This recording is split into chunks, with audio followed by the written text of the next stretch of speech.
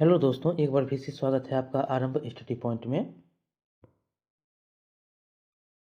आज हम पढ़ेंगे क्लास 7 का साइंस का ये 7वां अध्याय है, मौसम, जलवायु तथा जलवायु के अनुरूप जंतुओं द्वारा अनुकूलन।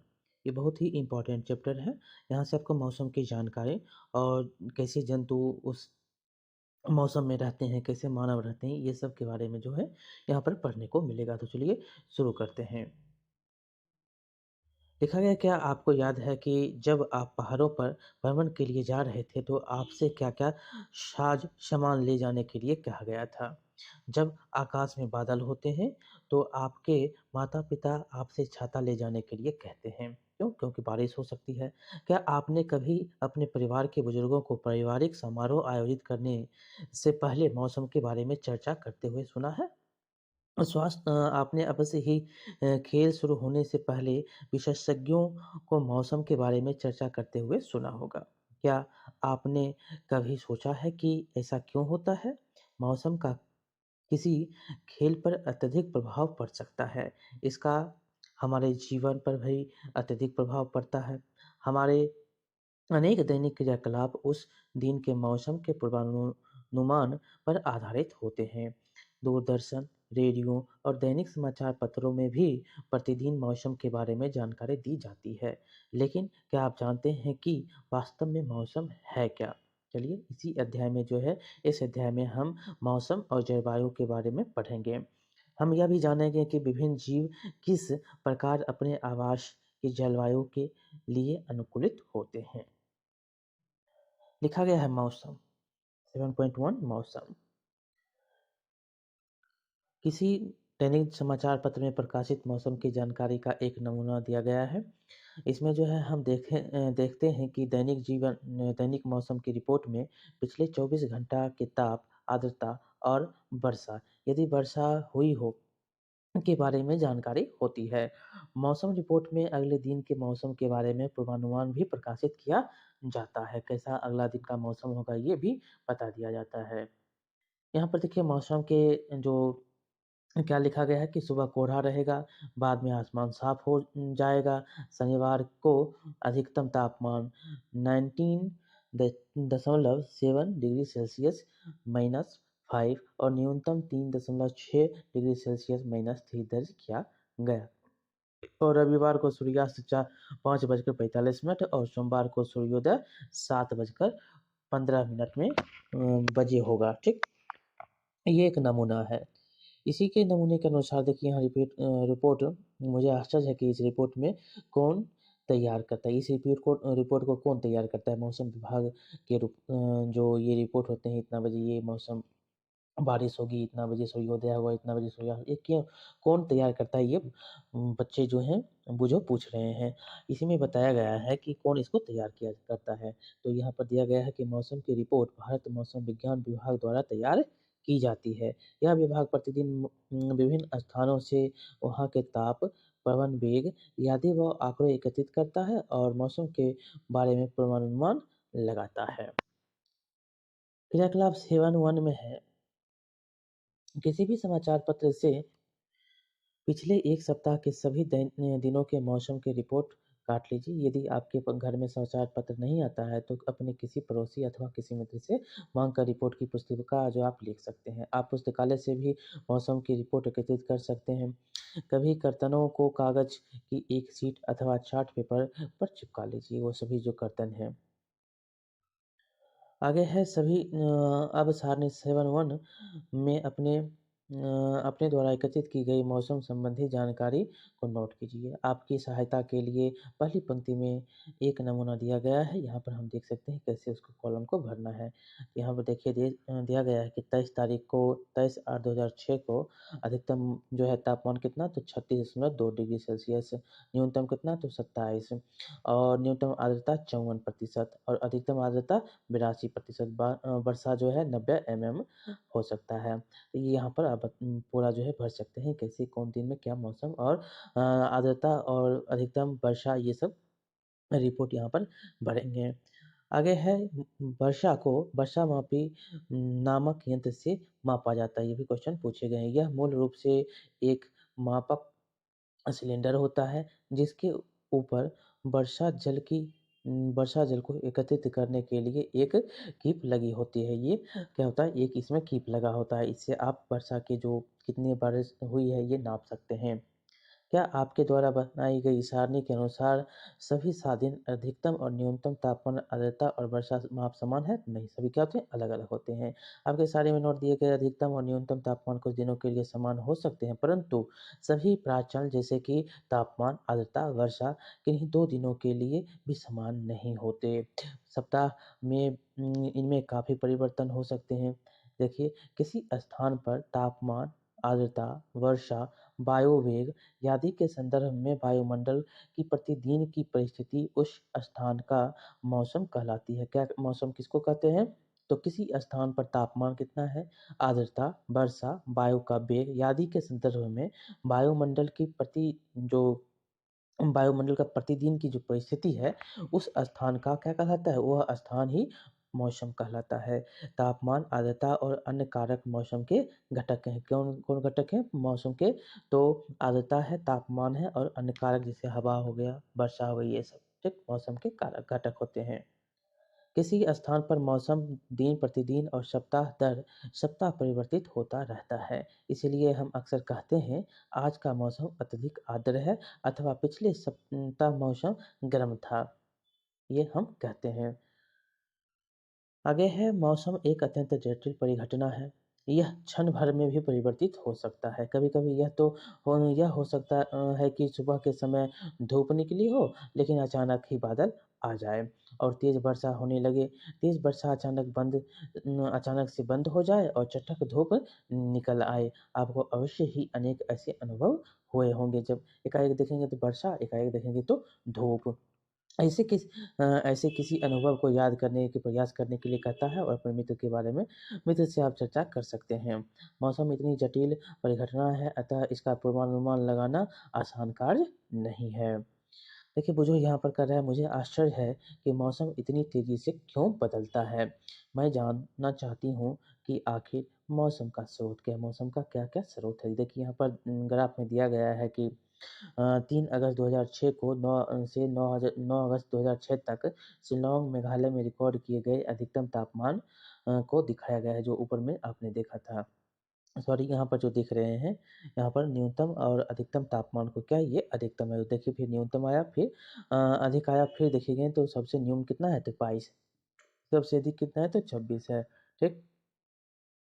यहाँ पर देख सकते हैं 3 अगस्त से 9 अगस्त की जो बीच है तापमान में परिवर्तित करता है, ये ग्राफ है।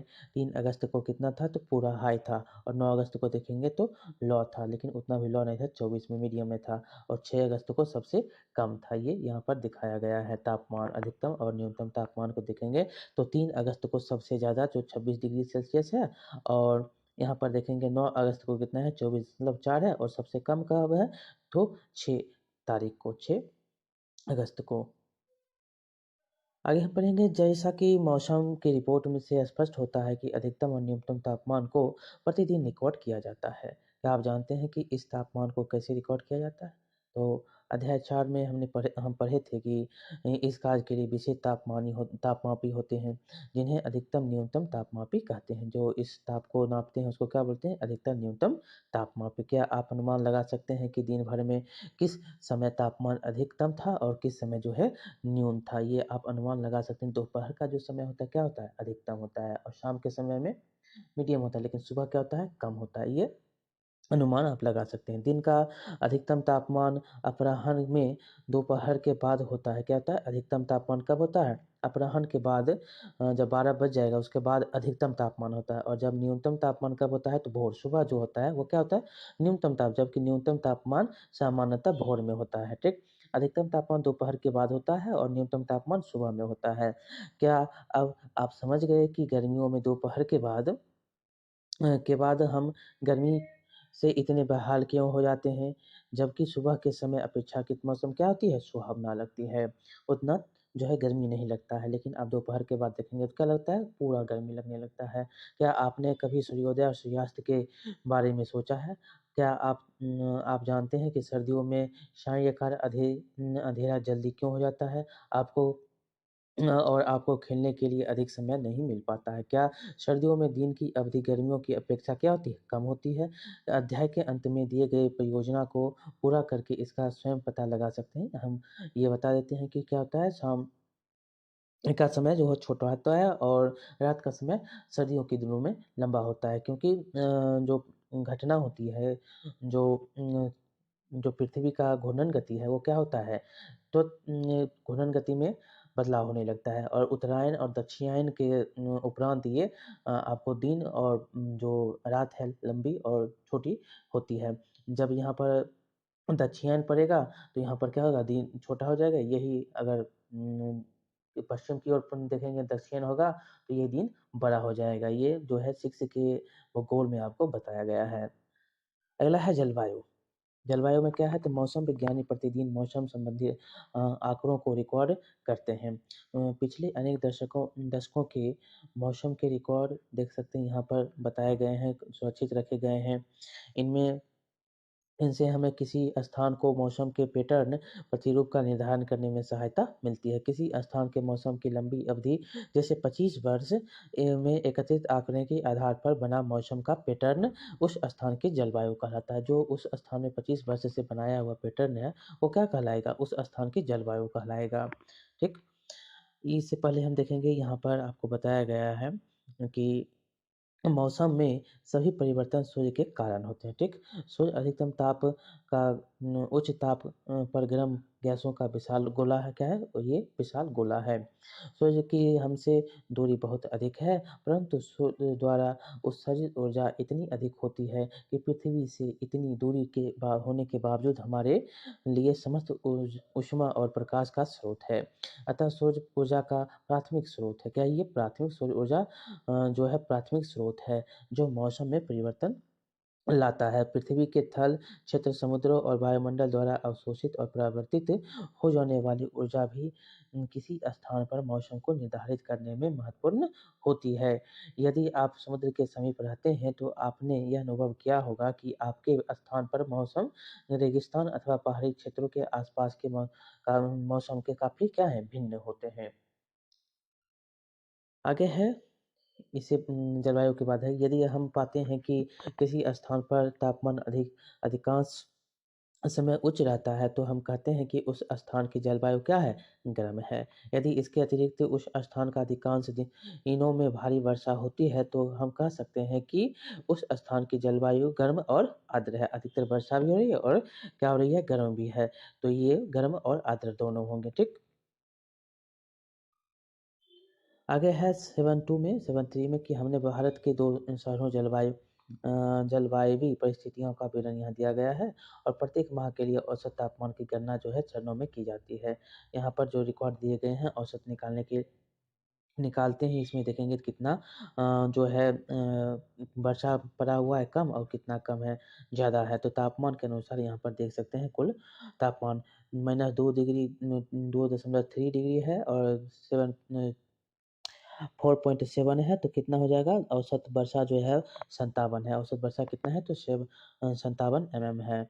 और यहाँ पर देखेंगे सबसे ज़्यादा आपको 77 अप्रैल में और 19.4 जो है अधिकतम तापमान है, न्यूनतम 7.7 है और वर्षा कितना, तो 88 मतलब 88। मार्च में देखेंगे तो 99 ये दिया गया है। कहाँ पर है ये, तो जम्मू कश्मीर श्रीनगर में जलवायु की जानकारी यही जो है हम देखेंगे। तिरुवनंतपुरम केरल में इसकी जानकारी क्या है, तो केरल में आपको माइनस नहीं बल्कि आपको माइनस कभी भी केरल में आपको तापमान नहीं दिखेगा, लेकिन जम्मू कश्मीर में देखेंगे तो तापमान क्या है, माइनस में चला जाता है जनवरी, फरवरी में, दिसंबर में। और अधिकतम तापमान यहाँ पर आप देखेंगे तो अधिकतम सुबह का तो जो तापमान है वो है 14 जून में और अधिक न्यून 14 अगस्त में है, अगस्त और जून में देखेंगे तो अधिकतम है। और यहाँ पर अगस्त में 29.7 है और वर्षा जो है 70 होता है। यहाँ पर देख सकते हैं कि 30 है, जुलाई में कितना, तो 30 है।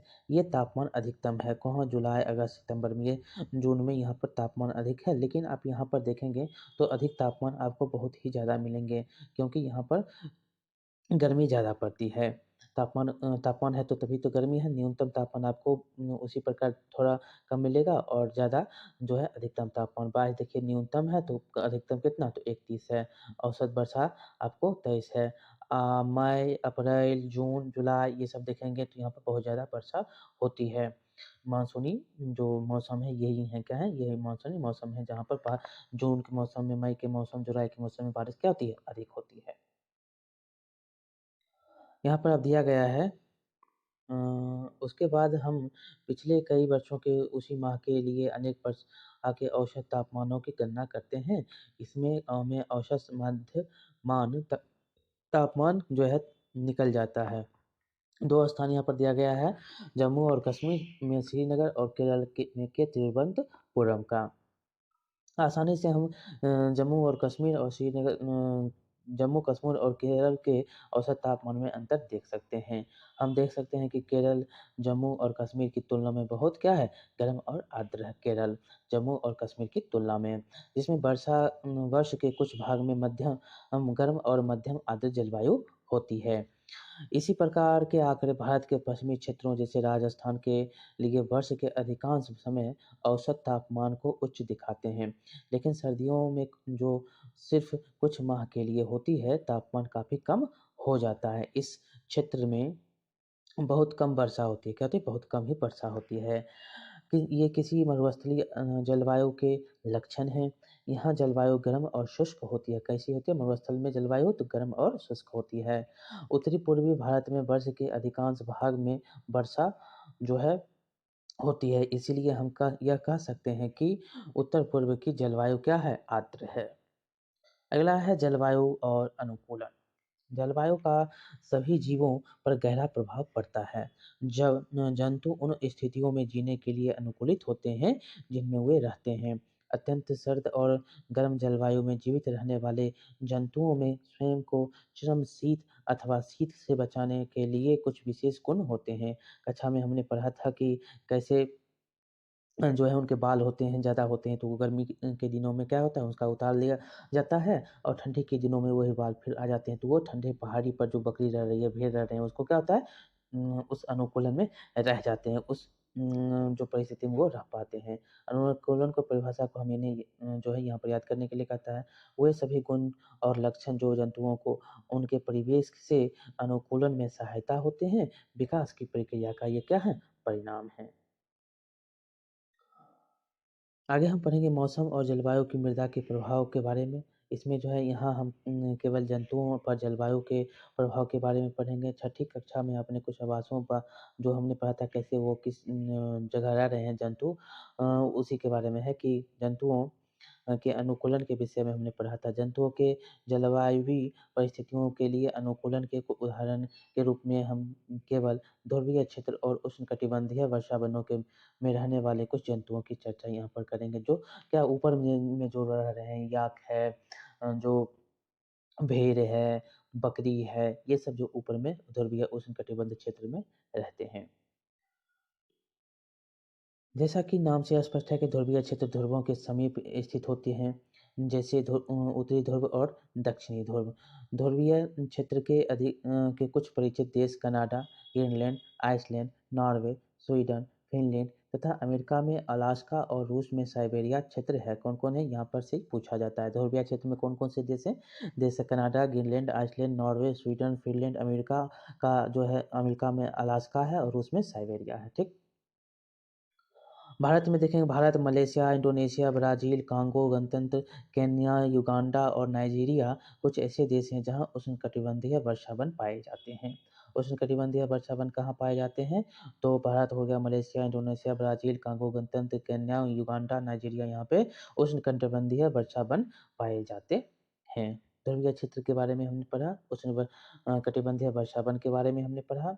अब देखिए यहाँ पर दिया गया है चित्र के अनुसार आपको खोजना है कि ध्रुवीय क्षेत्रों को नीले रंग से दिखाइए और उसमें उष्णकटिबंधीय क्षेत्रों को लाल रंग से आप दिखा सकते हैं।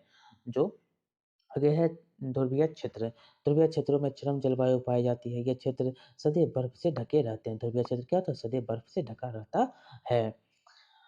आगे है और यहाँ वर्षा के अधिकांश भाग में अत्यधिक सर्दी रहती है और यहाँ वर्षा के अधिकांश भाग में क्या होती है? वर्ष के अधिकांश भाग में क्या रहता है तो सर्दी रहती है। ध्रुवों पर 6 महीने तक सूर्यास्त नहीं होता है और ध्रुव पर क्या होता है 6 महीने तक सूर्यास्त और नहीं होता है और बाकी 6 महीनों तक सूर्योदय नहीं होता है।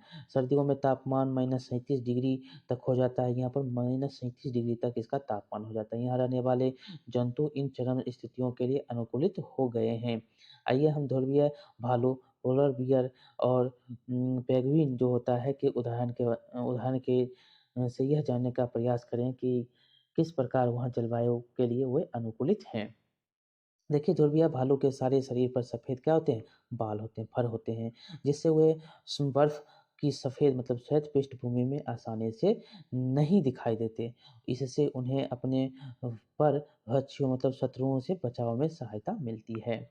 साथ ही इससे इन्हें जो है अपने शिकार को पकड़ने में भी सहायता मिलती है। कौन? तो ध्रुवीय भालू जो होते हैं। इन्हें चरम शीत से बचाने के लिए इसमें बालों मतलब फर की 2 मोटी परतें होती हैं। इनकी त्वचा के नीचे वसा की एक परत होता है और वास्तव में ध्रुवीय भालू का शरीर इतनी अच्छी तरह से शीतरोधी होता है कि धीमे-धीमे चलते हैं ताकि उनके शरीर का तापमान आवश्यकता से अधिक ना हो जाए। ये अपने शरीर को बहुत अधिक गर्म हो जाने से बचाने के लिए अक्सर विश्राम करते हैं।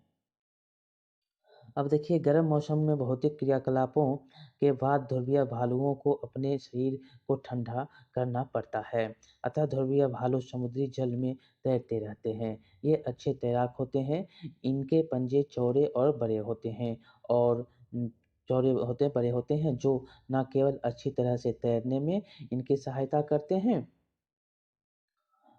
बल्कि बर्फ में चलने में भी सहायक होते हैं। तैरते समय ये अपने नथुनों को बंद करके लंबे समय तक पानी के अंदर रहते हैं। ध्रुवीय भालुओं को सूंघने की शक्ति क्या है? घ्राण शक्ति तीव्र होती है, जिससे ये भोजन के लिए अपने शिकार को आसानी से खोज और पकड़ सकता है। वह ध्रुवीय भालू के अनुकूलनों को यहाँ पर दिखाया गया है कि कैसे वो आसानी से समझ सकता है। देखिए यहाँ पर चित्र में दिखाया गया है ध्रुवीय भालू को। पहला क्या है देखिए सकते हैं यहाँ पर शुरू से आप देखेंगे तो 4 भागों में बाँटा गया है। तो सफ़ेद बालों के कारण क्या होता है, तो सफ़ेद बर्फ की पृष्ठभूमि में ये आसानी से दिखाई नहीं देता है। उसी में देखेंगे तो यह इसके परभक्षी और शिकार इसे क्या होता है आसानी से देख नहीं पाते हैं। दूसरा में देखेंगे ये देखिए कि इसमें सूंघने की शक्ति क्या होती है? तीव्र होती है, घ्राण शक्ति और यह भालू को अपने शिकार को ढूँढने और पकड़ने में क्या करता है? सहायता करता है। इधर देखेंगे तो इनके शरीर पर बालों की 2 मोटी परत होती है। यह जो है क्या करता है? यह सर्द मौसम में इसे गर्म रखती है। नीचे देखेंगे तो इसके नाखून जो होते हैं, नखर जो होते हैं, मुड़े हुए और लंबे और पैने होते हैं। ये जो देख रहे हैं। और और है कि यह इन्हें बर्फ पर चलने में सहायता करता है। नीचे है कि इनकी त्वचा के नीचे वसा की एक परत होती है। इनका शरीर जो होता है शीतरोधी होता है और इसे गर्म रखता है। ये भालू के जो उष्णकटिबंधीय क्षेत्र में जो ध्रुवीय क्षेत्र में रहते हैं, उसके बारे में यहाँ पर जो ध्रुवीय भालू हैं, उनके बारे में अनुकूलन की क्षमता किस प्रकार है, ये दिखाया गया है। आगे है कि अ, सॉरी यहाँ पर उसके बाद है कि बल्कि उन्हें बर्फ में चलने में सहायता करती है। तैरते समय उन्हें नथनों को बंद करती है, हमने अभी पढ़ लिया था। अब आगे है कि ध्रुवीय क्षेत्र का एक अन्य परिचित जंतु कौन है? तो पेंगुइन है। इस चित्र को आप देख सकते हैं, पेंगुइन को आप पहचान सकते हैं। ये भी सफ़ेद और श्वेत होते हैं। ये क्या है? सफ़ेद और श्वेत होते हैं और आसानी से बर्फ की सफ़ेद पृष्ठभूमि में यह मिल जाते हैं आपको। इनके शरीर में भी स्वयं को सर्दी से बचाने के लिए मोटी त्वचा और अत्यधिक वसा होती है। आपने पेंगुइनों के झुंड को चित्र में देखे होंगे, स्वयं को गर्म रखने के लिए वे ऐसा करते हैं। याद कीजिए कि जब आप खचाखच भरे किसी कमरे या हॉल में होते हैं, तो आप कितना गर्म महसूस करते हैं। ध्रुवीय भालू की तरह ही पेंगुइन भी अच्छे तैराक होते हैं, ये भी अच्छे तैराक होते हैं। इनका शरीर धारारेखित होता है। ये पूछा गया है कि पेंगुइन का शरीर कैसा होता है? तो धारारेखित होता है और इनके पैरों में जाल जैसा बना होता है। ये जो देख रहे हैं क्या है? ये जाल है, जाल जैसा बना होता है जिससे ये क्या होते हैं? अच्छी तरह से तैर सकते हैं। क्या मछलियों और तितलियाँ भी पंछियों की तरह प्रवास करती हैं? तो देखेंगे तो ये भी उसी प्रकार प्रवास करती हैं। नीचे आपको मछलियाँ और पंछी जो है ऊपर आपको मिल जाती हैं। देखिए ध्रुवीय क्षेत्र में रहने वाले अन्य जंतुओं के अनेक प्रकार की देखिए मछली हो गया, कस्तूरी मृग हो गया, रेनडियर हो गया, लोमड़ी, सील, व्हेल, अन्य जो है कई प्रकार के पंछी सम्मिलित है। नोट कीजिए यहाँ मछली ठंडे जल में लंबे समय तक रह सकती है। वहीं मछलियों को जीवित रहने के लिए अपने शरीर को गर्म रखना आवश्यक होता है। इसी कारण अनेक प्रकार की पंछी सर्दियों के आते ही अपेक्षाकृत गर्म स्थानों पर प्रवास करने के लिए चले जाते हैं। ये आप जानते ही होंगे कि बहुत दूर-दूर से साइबेरिया से पंछी बिहार में आते हैं। जो उत्तर प्रदेश में आते हैं, मध्य प्रदेश में आते हैं। क्यों? तो वहाँ पर ज़्यादा जो होती है क्या होती है तो गर्मी होने लगती है तो यहाँ पर सर्दी के कारण आ जाते हैं। देख सकते हैं यहाँ पर वहाँ पंछियों को जीवित रहने के लिए अपने शरीर को गर्म रखना आवश्यक होता है। इसी कारण अनेक प्रकार के पंछियाँ सर्दियों के आते ही अपेक्षाकृत गर्म स्थानों पर प्रवास के लिए चले जाते हैं और जहाँ जहाँ गर्म होगा वहाँ पर वो चले आते हैं। कहाँ पे? तो जो भारत में ये प्रवेश करते हैं तो गर्मी के लिए ये प्रवेश करते हैं। आगे है और सर्दियाँ समाप्त हो जाने पर वो क्या होते हैं, पुनः अपने आवास में वो लौट जाते हैं और सर्दी समाप्त यहाँ पर हुई, तो पुनः यह वापस लौट जाते हैं। शायद आप जानते होंगे कि भारत में ऐसे अनेक पंछियों का प्रवास स्थान है। आपने साइबेरियाई क्रेनों के बारे में सुना होगा, जो साइबेरिया से राजस्थान में भरतपुर और हरियाणा में सुल्तानपुर जैसे स्थानों पर सर्दियों में प्रवास के लिए आते हैं। कहाँ पे? राजस्थान, के भरतपुर और हरियाणा के जो है सुल्तानपुर ये क्वेश्चन पूछे गए हैं। कुछ पंछी उत्तर-पूर्व के कुछ आर्द्र स्थानों और भारत के कुछ स्थानों में भी प्रवास कर लिए आते हैं। ये कुछ स्थान जैसे हो गया काँवड़ झील बेगूसराय में हो जाता है। आप देखेंगे तो भागलपुर है, जमुई है, यहाँ पर कुछ भारत के बहुत ही स्थानों पर ये प्रवास के लिए आते हैं, आप याद रख सकते हैं। बिहार में ये स्थान है और भी जो हैं मध्य प्रदेश हो गया, हरियाणा हो गया, उत्तराखंड हो गया, यहाँ पर बहुत सारे पंछी आते हैं। प्रवासी पंछी यहाँ पर देख सकते हैं उड़ते हुए कैसे हैं। अब आगे है उष्णकटिबंधीय वर्षावन। उष्णकटिबंधीय क्षेत्रों की जलवायु सामान्यतः गर्म होती है। क्या होती है? ये गर्म होती है। ध्रुवीय क्षेत्र की जलवायु क्या थी? ठंडा थी। यहाँ पर क्या होती है? गर्म होती है क्योंकि ये क्षेत्र जो है भूमध्य रेखा के आसपास स्थित है। भूमध्य रेखा के आसपास स्थित है, इसीलिए ये क्षेत्र क्या है? गर्म है।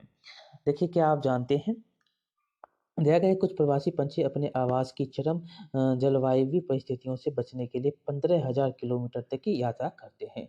सामान्यतः यह अधिक ऊंचाई पर उड़ान भरते हैं, यहाँ जहाँ वायु प्रवाह उड़ने में सहायक होता है, उनके उड़ने में क्या करती है? सहायता करती है वायु।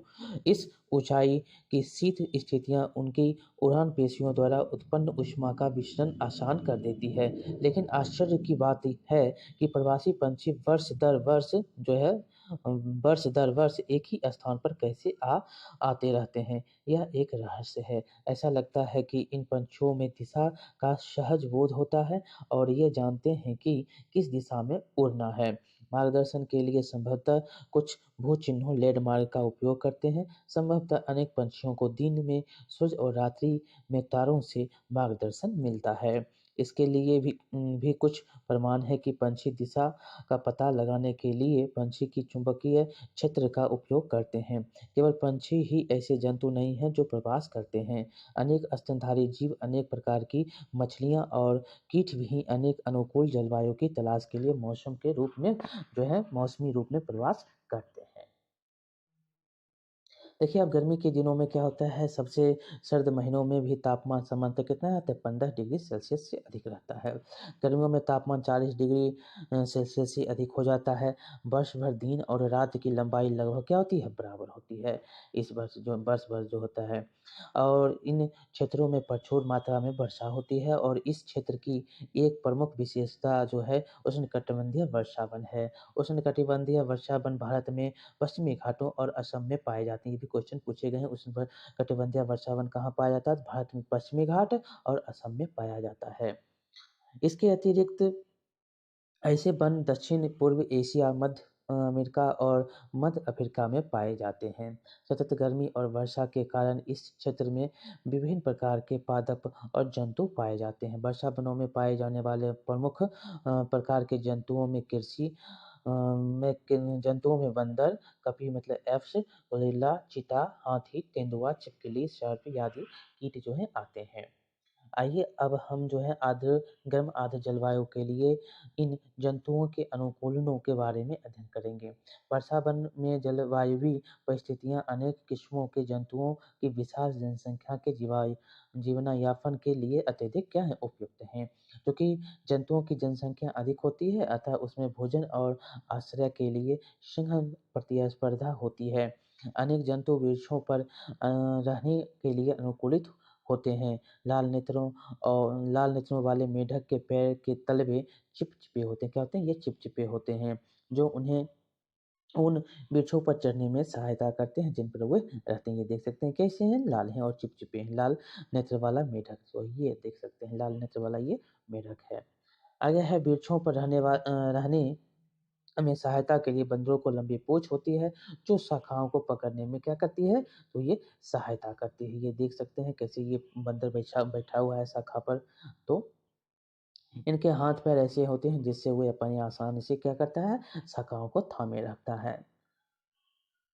देखिए, क्योंकि इन वनों में आवास करने वाले जंतुओं में भोजन के लिए परस्पर स्पर्धा होती है। कुछ जंतु ऐसे भोजन को प्राप्त करने के लिए अनुकूलित होते हैं, जहां अन्य जंतु आसानी से नहीं पहुंच सकते। उदाहरण के लिए देखेंगे, टूकन नामक पंछी की लंबी बड़ी चोंच होती है, जिसकी सहायता से वे एक ऐसी शाखाओं में लगे फलों तक पहुंच सकता है जो बहुत कमजोर होती है और उनका भार नहीं सह सकती। ये देख सकते हैं बहुत ही ऊंचे स्थानों पर ये पहुँच सकते हैं और उसका भार जो है वो नहीं सह सकती है वो टूकन पंछी। उष्णकटिबंधीय वनों में पाए जाने वाले अनेक जंतुओं में सुनने की संवेदनशीलता तीव्र शक्ति जो है तीव्र दृष्टि संवेदनशील शक्ति सुनने की जो होती है और तीव्र दृष्टि होती है, मोटी त्वचा होती है, ऐसे वर्ण रंग जो की त्वचा होती है जो उनके आसपास के क्षेत्रों के साथ मिलकर क्या करता है, छद्मावरण करने में सहायता करती है होती है और इनकी परिभक्षियों से रक्षा करती है। उदाहरण के लिए बिलाव परिवार के जंतुओं शेर और चीता में मोटी खाल होती है तथा उनकी सुनने की शक्ति क्या होती है, संवेदनशील होती है। यहाँ पर देख सकते हैं ये कौन है, तो मंकी है। लॉयन टेल्ड लंगूर यहाँ पर है, लॉयल टेल्ड लंगूर, ये इसको मंकी भी बोलते हैं। तो लॉयल टेल्ड लंगूर, जिसे दाढ़ी वाली ऐप भी कहते हैं, ये क्या है, दाढ़ी वाली ऐप भी कहते हैं इसको, पश्चिमी घाट के वर्षा वन में पाया जाता है। इसकी सबसे प्रमुख विशेषता उसकी चांदी जैसा सफेद श्वेत ऑयल है, आयाल है, जो सिर के चारों ओर गालों और चिबुक डोरी पर रहती है। यह वृक्षों में आसानी से चढ़ जाता है और अपने जीवन के अधिकांश समय वृक्षों पर ही व्यतीत करता है। लॉयन टेल्ड लंगूर, ठीक। यह मुख्यतः फल खाता है, बीज, कोमल पत्तियां, तने, पुष्प और कलियां भी खाता है। लायन टेल्ड लंगूर वृक्षों की छाल में वास करने वाले कीटों की तलाश में रहता है। चूंकि ये लंगूर वृक्षों पर पर्याप्त भोजन जुटा पाने में समर्थ होते हैं, अतः वे भूमि पर यदाकदा ही आते हैं। इसी में आपको मिलेगा भारतीय उष्णकटिबंधीय वर्षावन का एक अन्य जो परिचित जंतु है, कौन है, तो हाथी है। हाथी अनेक प्रकार के वर्षावनों की परिस्थितियों के अनुकूलित हो जाते हैं हो गए हैं। इनकी सूंड को ध्यान से देखेंगे तो जिसका उपयोग वह नाक के रूप में करता है। लंबी सूंड से इसकी सूंघने की शक्ति बहुत अच्छी हो जाती है। हाथी द्वारा सूंड का उपयोग भोजन को उठाने के लिए किया जाता है। यद्यपि इसके बाह्य दांत, जिन्हें रंद कहते हैं, वास्तव में रूपांतरित दंत होते हैं। क्या होते हैं ये, रूपांतरित दंत होते हैं। इन दांतों से हाथी अपनी पसंद के वृक्षों को की छाल को आसानी से छील सकता है। अतः भोजन के लिए स्पर्धा के बावजूद हाथी आसानी से अपना भोजन जुटाने में समर्थ होता है। हाथी के लंबे बड़े कान बहुत हल्की ध्वनि को भी सुन सकता है, सुनने में सहायक होता है। वर्षावन की गर्म और आर्द्र जलवायु में हाथी को ठंडा रखने में भी उनके जो है कान क्या करती है, सहायता करती है, पंखे की तरह काम करती है। यहाँ पर देख सकते हैं हमने सब पढ़ा था, अनुकूलन, जलवायु, मौसम के घटक, आर्द्रता, अधिकतम तापमान, प्रवास, न्यूनतम तापमान, ध्रुवीय क्षेत्र, उष्णकटिबंधीय वर्षावन, उष्णकटिबंधीय क्षेत्र और मौसम।